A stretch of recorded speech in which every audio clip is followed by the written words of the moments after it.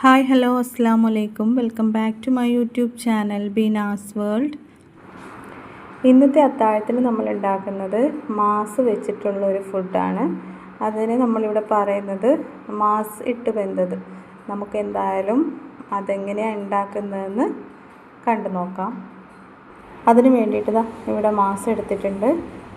പിന്നെ 2 സവാള, 2 തക്കാളി, ഇഞ്ചി, വെളുത്തുള്ളി, പിന്നെ കറിവേപ്പില. ഇനി നമുക്ക് മാസ് ചെത്തിയെടുക്കുന്നുണ്ട്. ഇനി നമുക്ക് എല്ലാം റെഡിയാക്കി വെച്ചിട്ടുണ്ട് ഇവിടെ. അപ്പോൾ കുക്കറിലാണ് നമ്മൾ ഉണ്ടാക്കാൻ പോകുന്നത്. കുക്കറിൽ വെളിച്ചെണ്ണ ഒഴിച്ച് കൊടുത്തിട്ടുണ്ട്. ചൂടായി വരുമ്പോൾ നമുക്കതിലോട്ട് സവാള ഇട്ട് കൊടുക്കുക. പിന്നെ നല്ലപോലെ വഴറ്റി കൊടുക്കുക. പിന്നെ ഒരു കളർ മാറി വരുന്ന സമയത്ത് നമുക്കതിലോട്ട് തക്കാളി ചേർത്ത് കൊടുക്കുക.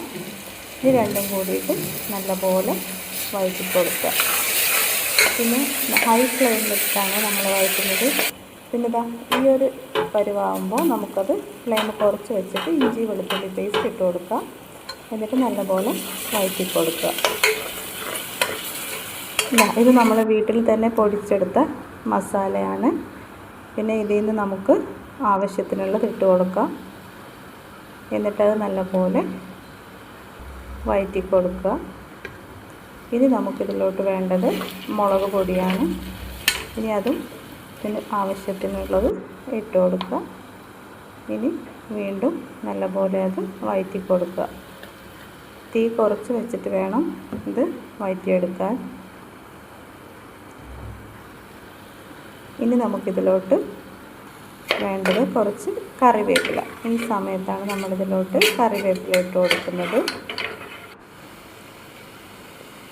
ഇനി നമുക്ക് നമ്മൾ കഴുകി വെച്ച മാസ് ഇട്ട് കൊടുക്കാം.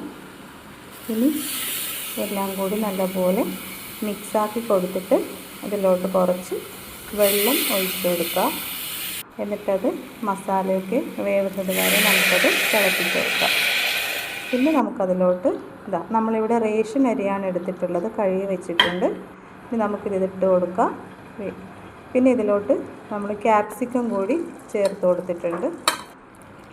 ഇനി അരി ഇട്ട് കൊടുത്തിട്ട് നല്ലപോലെ മിക്സായി കൊടുക്കുക. ആവശ്യത്തിന് വെള്ളം വെച്ച് നമുക്ക് വേവിച്ചെടുക്കാം. അങ്ങനെ നമ്മുടെ സ്വാദിഷ്ടമായ മാസ് ഇട്ട് വെന്തത് ഇവിടെ റെഡി. അപ്പോൾ നമ്മുടെ റെസിപ്പീസൊക്കെ ഇഷ്ടപ്പെടുവാണെങ്കിൽ നമ്മുടെ ചാനലൊന്ന് സബ്സ്ക്രൈബ് ചെയ്ത് സപ്പോർട്ട് ചെയ്യാൻ മറക്കല്ലേ. അപ്പോൾ അടുത്തൊരു വീഡിയോ ആയിട്ട് വരുന്നത് വരേക്കും ബൈ.